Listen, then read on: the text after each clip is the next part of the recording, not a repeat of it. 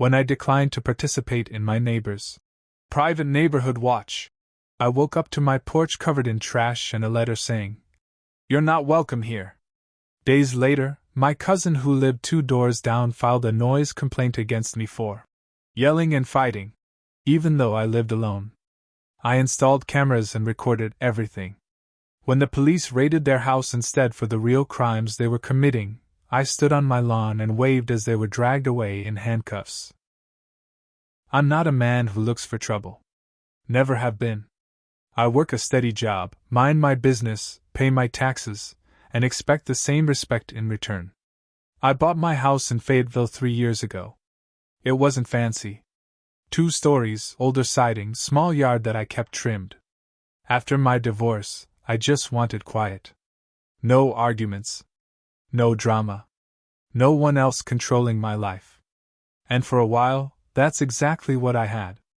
Then came Glenn. It was around mid-September. The air had just started cooling at night. I'd just gotten back from work and was unlocking my front door when I heard someone clear their throat behind me. "Hey there, neighbor." I turned to see him.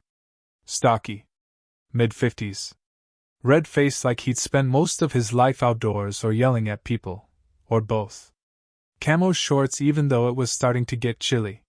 He stuck out his hand. "Name's Glenn. Couple of us are starting up a private neighborhood watch." I shook his hand out of politeness. "Oh? Is there some kind of problem?" "Not yet," he said. "And that's the way we like it. You never know what kind of people are gonna move in next. Better to be proactive. We patrol at night. Keep an eye out. And we all chip in. Time, money, you know. Show you care about the street." I nodded slowly.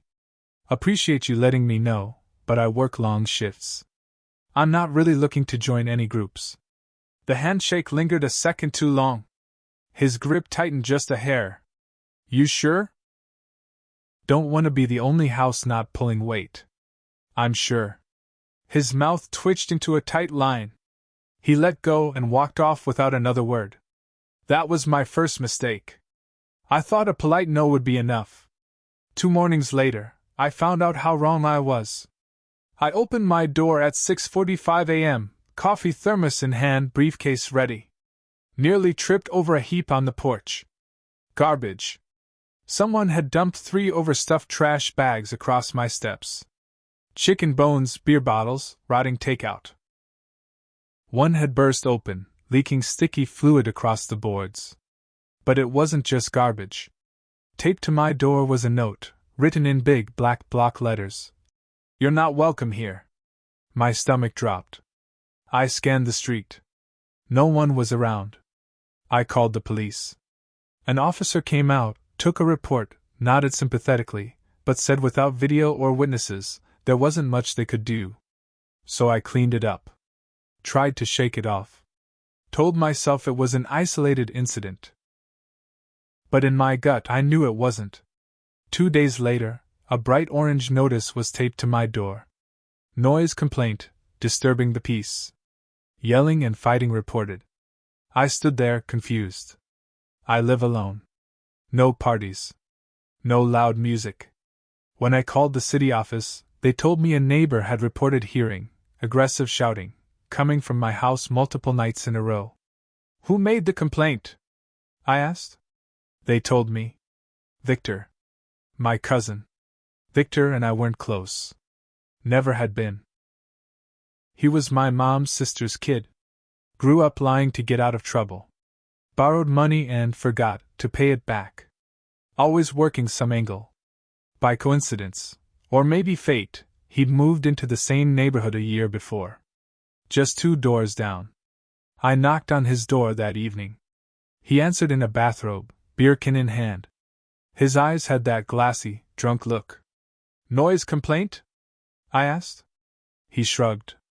"I heard stuff. Figured I should report it. Doing my part." He smirked. That smirk told me everything I needed to know. This wasn't random. Glenn had rallied him. They were trying to squeeze me. Pressure me into either joining their group or getting out. But I wasn't going to fold. That night, I made a plan. I drove to the hardware store. Bought 2 high-resolution security cameras, a floodlight with a motion sensor, and backup SD cards. Installed one camera facing the porch, the other covering the driveway and yard. If they wanted to keep playing, fine. But this time, I'd record every second of it. For 2 weeks, nothing happened. Then, at 12:17 a.m. on a Friday, the motion light flashed on. I grabbed my phone and pulled up the live feed. 2 figures in hoodies were dumping more trash bags onto my yard. One paused to stick another note on my door. Even with the hoods up, I could tell. The taller one had a limp. Glenn. The other was thinner.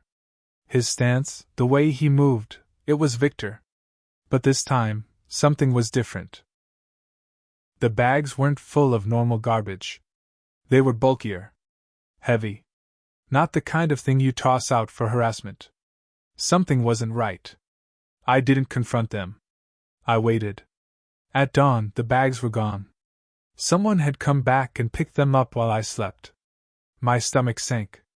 I reviewed the footage again. They weren't just harassing me. They were stashing things. What kind of neighborhood watch uses a man's yard to hide mysterious, heavy bags in the middle of the night? I copied all the footage to a flash drive and went to the police. To my surprise, the officer didn't dismiss me. He watched the footage closely. Then he brought in 2 detectives. They asked detailed questions. Had I seen strange cars coming and going? Any unfamiliar faces? Any odd smells, especially fuel or chemicals? That's when they told me. There was an open investigation into illegal arms and stolen goods trafficking in the area. The police suspected a few local, neighborhood watches were being used as cover for criminal operations. My footage was the break they needed.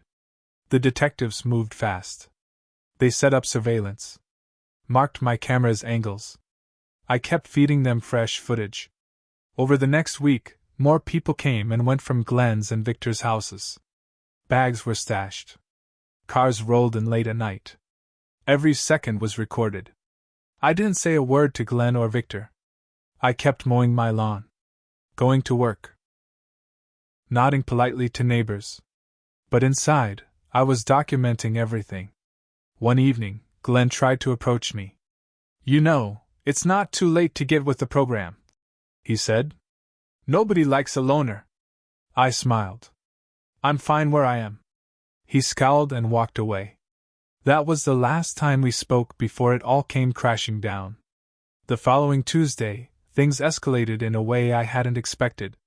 I came home from work and found a dead squirrel nailed to my front door. No note this time. They didn't need one. The message was clear. They were trying to scare me. Intimidate me into backing off. But it only confirmed what I already knew. They were desperate. I called the detectives immediately. One of them, Detective Holloway, told me not to touch anything. Officers arrived within 15 minutes and took the squirrel down carefully. They bagged it for evidence. "Stay the course," Holloway told me quietly. "We're almost there." That night I barely slept. I kept checking the cameras, reviewing the angles, making sure the SD cards were fresh and working. Every creak of the house made me flinch. But I wasn't leaving. The next blow came 2 days later. A plain white envelope showed up in my mailbox. No stamp. No return address. Inside was a typed letter. "You have 1 week to stop talking to the cops. Or we stop being nice." People disappear all the time. There was no signature. I didn't even hesitate. I handed the envelope to the detectives the same day. They weren't surprised. In fact, they looked like they'd been expecting something like this. "This is good," Holloway said. "They're slipping. Getting reckless. That's when people make mistakes." I learned later that the police had also installed a hidden camera in a tree facing both Glenn's and Victor's houses. They were building a complete case. And then, finally, the twist came. One of Glenn's other watch group members, a guy named Rick, got pulled over for a broken tail light. Routine stop. Except in his trunk? stolen electronics, and a small pistol reported missing in a robbery last month. Rick cracked. Fast. Told the police everything. The neighborhood watch wasn't about keeping anyone safe. It was a cover for a fence operation. Stolen goods, weapons, even fake IDs were being passed through Glenn's house. Victor? He'd been handling money laundering. His past debts had made him easy to recruit. And the trash bags? Those were drop-offs. Items too hot to keep at Glenn's place overnight. That's why they used my yard. If the police raided and found the stuff on my property, they'd try to pin it all on me. They weren't just trying to scare me anymore. They were trying to frame me. The detectives didn't wait any longer. Within 48 hours, they secured warrants. I was told to stay home and be ready. That Friday, just after 6 p.m., the raid began. Unmarked SUVs and police cruisers rolled into the neighborhood. Officers in tactical vests poured out. First stop, Glenn's house. Then Victor's. From my front lawn, I watched the whole thing. Officers battering down Glenn's door. Glenn trying to run out the back but getting tackled so hard he nearly flipped. Victor was led out moments later, barefoot, hands cuffed behind his back. His bathrobe flapped open as he screamed about entrapment, and how I was setting him up. Other neighbors gathered at the edges of their lawns, whispering, staring. Some had their phones out, recording. For the first time in weeks, I smiled. I didn't wave yet. I wanted to save that moment. They dragged Glenn and Victor to separate cars. Before the door shut, Glenn locked eyes with me. "You're dead to this neighborhood," he spat. I finally raised my hand and gave a small wave. "So are you." Once the cruisers rolled away and the street grew quiet again, neighbors started drifting back inside. Some lingered, eyeing me carefully, like they didn't know what to say. A few even crossed the street to offer apologies. One older woman, Mrs. Hargrove, who always used to pretend she didn't see me, touched my elbow. "I didn't know," she whispered. "I thought I thought they were trying to help the neighborhood."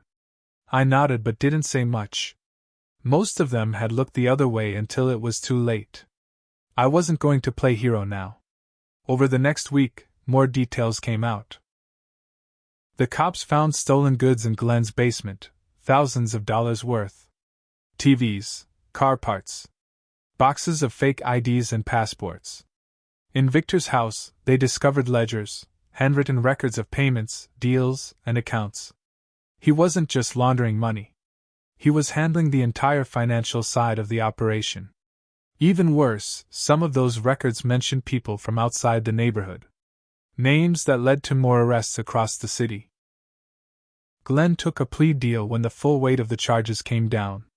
He admitted to organizing the ring and got 12 years. Victor was more stubborn. He tried to blame everything on Glenn, on Rick, even on me. The trial was public. I had to testify. I sat in the witness box while Victor's lawyer tried to paint me as a paranoid loner who'd tampered with evidence. But the jury wasn't buying it. The camera footage, the threatening letters, the ledger entries. It all painted a clear picture. Victor was convicted on multiple felony counts. The judge, an older man who looked like he'd seen every scam in the book, gave Victor 18 years without the possibility of parole for at least 12. When the sentence was read, Victor looked back at me, pure hate in his eyes. But I didn't flinch. I didn't smile. I didn't wave. I just sat there. He wasn't worth another gesture. After the sentencing, both houses were seized.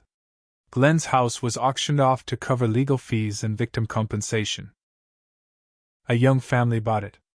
They added flowers to the front yard and repainted the siding. Victor's house sat empty for a while. Vandals broke the windows. Eventually, the city condemned it and had it torn down. The empty lot became a community garden.